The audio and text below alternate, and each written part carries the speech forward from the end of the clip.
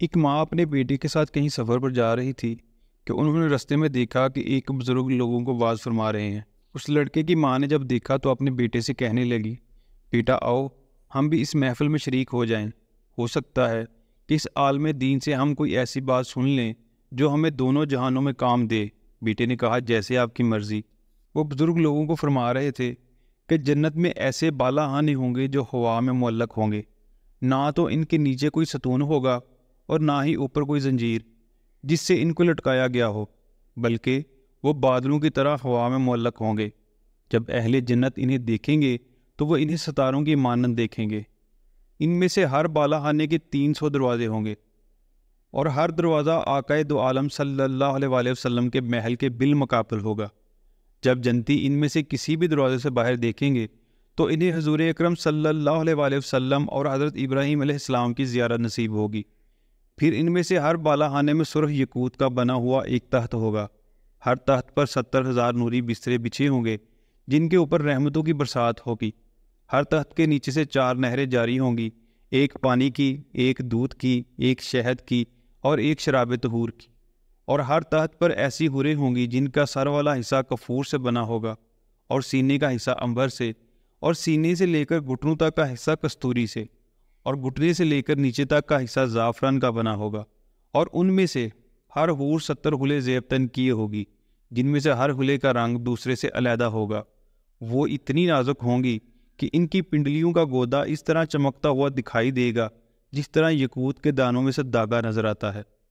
ان میں سے ہر ایک حور کی خدمت میں 70 کنیزیں ہوں گی جو اس کے بالوں کو سنوارنے میں لگی ہوں، اور اسی طرح ان کے ہاتھوں میں ساز ہوں گے جنہیں وہ بجائیں گی۔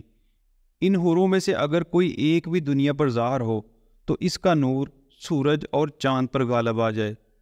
اس لڑکے کی والدہ نے جب یہ سنا تو سوچنے لگی کہ بس یہی حور میرے بیٹے کے قابل ہے، اور میں اپنے بیٹے کی شادی اسی حور سے کروں گی۔ وہ عورت مجمع میں سے اٹھی اور کہنے لگی، اے امیر المومنین، یہ حوریں کس کو ملیں گی؟ انہوں نے فرمایا کہ اس کو جو ان کا حق مہر ادا کرے گا۔ اس نے پوچھا، ان کا حق مہر کیا ہے؟ ناظرین محترم، اس نیک بزرگ نے لڑکے کی ماں کو حق مہر کے بارے میں کیا بتایا، اور لڑکے کی ماں نے کس طرح سے اپنے لڑکے کی شادی حور کے ساتھ کی، اور ان کو اس سب کے لیے کیا کچھ کرنا پڑا۔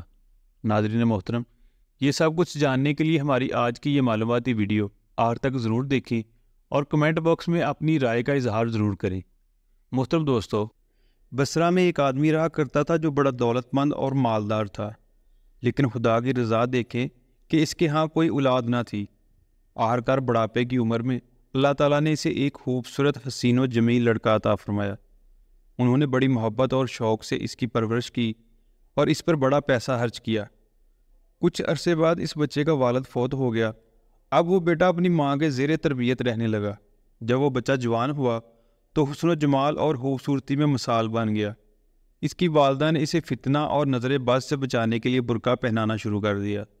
تمام عمرہ اور بڑے بڑے لوگ اس کے پاس بیٹھنے کے لیے بےتاب ہونے لگے، اور پھر اس کے لیے بہت سے لوگوں نے اپنی بیٹیوں کے رشتے پیش کیے، مگر اس کی والدہ نے یہ کہہ کر انکار کر دیا کہ میں اپنے بیٹے کی شادی اس لڑکی سے کروں گی جو اس سے بھی بڑھ کر خوبصورت اور حسین ہوگی۔ لوگوں نے کہا، یہ تو محال ہے، کیونکہ اس زمانے میں اس سے بڑھ کر خوبصورت کوئی نہیں۔ المختصر یوں ہوا کہ ایک روز اپنے بیٹے کو ساتھ لیے کہیں جا رہی تھی۔ بصرہ کے علماء میں ایک ہستی تھی جن کا نام عبداللہ بن یزید تھا۔ وہ لوگوں کو واعظ فرما رہے تھے، اور ان کے ارد گرد لوگوں کا ایک بہت بڑا اجتماع تھا جو ان کی گفتگو سن رہا تھا۔ اس لڑکے کی والدہ نے جب دیکھا تو اپنے بیٹے سے کہنے لگی، بیٹا آؤ ہم بھی اس محفل میں شریک ہو جائیں، ہو سکتا ہے کہ اس عالم دین سے ہم کوئی ایسی بات سن لیں جو ہمیں دونوں جہانوں میں کام دے۔ بیٹے نے کہا، جیسے آپ کی مرضی۔ لہذا اس نے اپنا برقع ڈھیلا کیا اور خوب غور سے ان کی باتیں سننے لگا۔ ایک قاری نے قرآن مجید کی آیت تلاوت کی، اور وہ لوگ جو کہتے ہیں، اے ممار کے پروردگار، ہمیں ہماری بیویوں اور اولادوں سے آنکھوں کی ٹھنڈک نصیب فرما، اور ہمیں متقیوں کا امام بنا دے۔ واعظ نے اس آیت کے معنی و مطالب بیان کرتے ہوئے فرمایا کہ جنت میں ایسے بالا خانے ہوں گے جو ہوا میں معلق ہوں گے، نہ تو ان کے نیچے کوئی ستون ہوگا اور نہ ہی اوپر کوئی زنجیر جس سے ان کو لٹکایا گیا ہو، بلکہ وہ بادلوں کی طرح ہوا میں معلق ہوں گے۔ جب اہل جنت انہیں دیکھیں گے تو وہ انہیں ستاروں کی مانند دیکھیں گے۔ ان میں سے ہر بالا خانے کے 300 دروازے ہوں گے، اور ہر دروازہ آقائے دو عالم صلی اللہ علیہ وآلہ وسلم کے محل کے بالمقابل ہوگا۔ جب جنتی ان میں سے کسی بھی دروازے سے باہر دیکھیں گے تو انہیں حضور اکرم صلی اللہ علیہ وآلہ وسلم اور حضرت ابراہیم علیہ السلام کی زیارت نصیب ہوگی۔ پھر ان میں سے ہر بالا خانے میں سرخ یقوت کا بنا ہوا ایک تخت ہوگا۔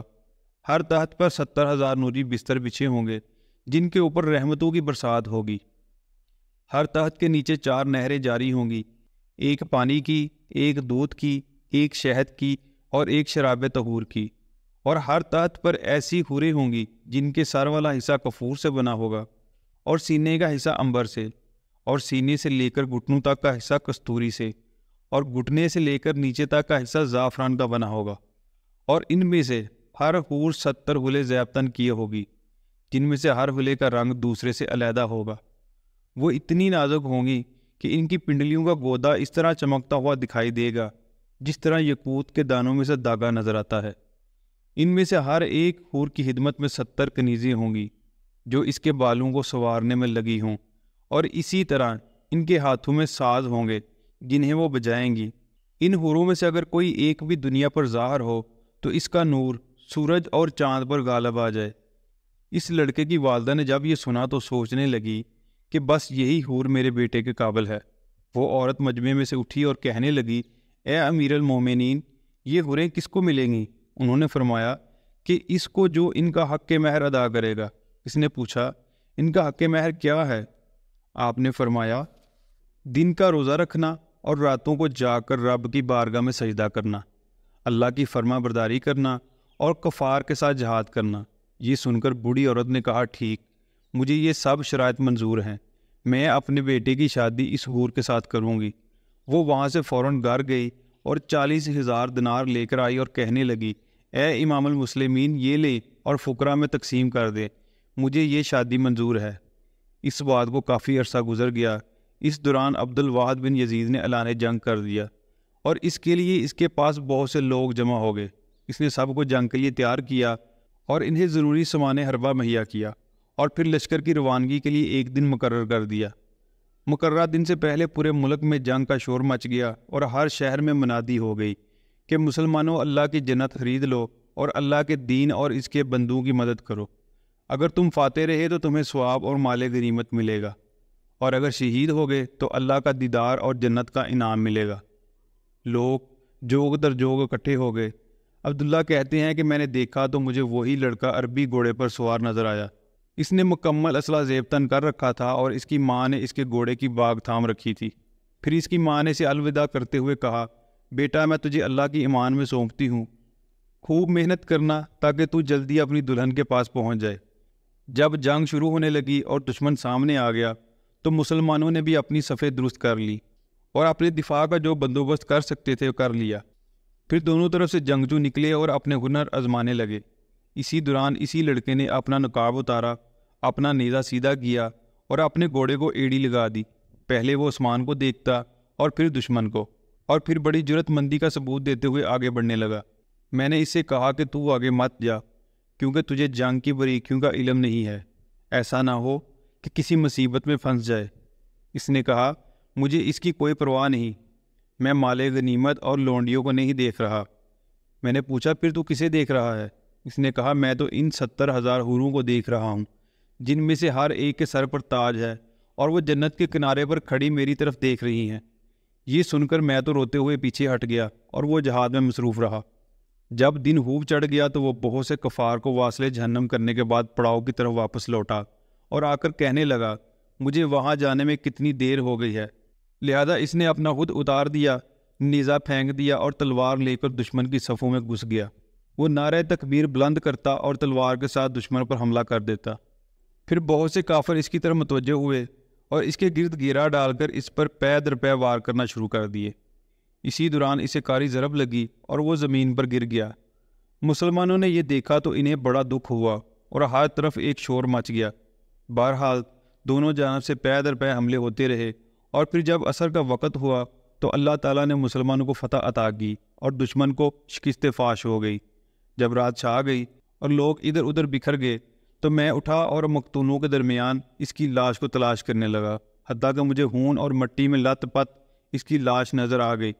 اس کے چہرے سے آنکھوں کو حیران کر دینے والی نورانی شعائیں پھوٹ رہی تھیں اور اس کے حلق سے خون بہہ رہا تھا اور اس خون میں سے کستوری کی سی خوشبو آ رہی تھی۔ اس نے اسے وہاں سے اٹھایا اور ایک طرف لے جا کر دفن کر دیا۔ بعد میں اس کی والدہ نے اسے خواب میں ایک تخت پر بیٹھے ہوئے دیکھا۔ اس کی ماں نے اس سے حوروں کے بارے میں پوچھا تو وہ کہنے لگا، امی جان، جب کفار نے مجھ پر کاری ضرب لگائی اور میں زمین پر گرا تو اللہ کی قدرت سے سیدھا حوروں کی گود میں ہی گرا تھا۔ محترم دوستو، اللہ تبارک و تعالیٰ سے دعا ہے کہ وہ ہمیں نیک اعمال کرنے اور برے کاموں سے بچنے کی توفیق عطا فرمائے۔ محترم دوستو، اگر آپ کو یہ آج کی معلوماتی ویڈیو اچھی لگی ہو تو اس ویڈیو کو لائک اور شیئر کر دیں اور ہمارے اسلامی و اصلاحی چینل نیمل ٹی وی کو سبسکرائب کر لیں۔ اللہ ہم سب کا حامی و ناصر ہو۔ جزاک اللہ۔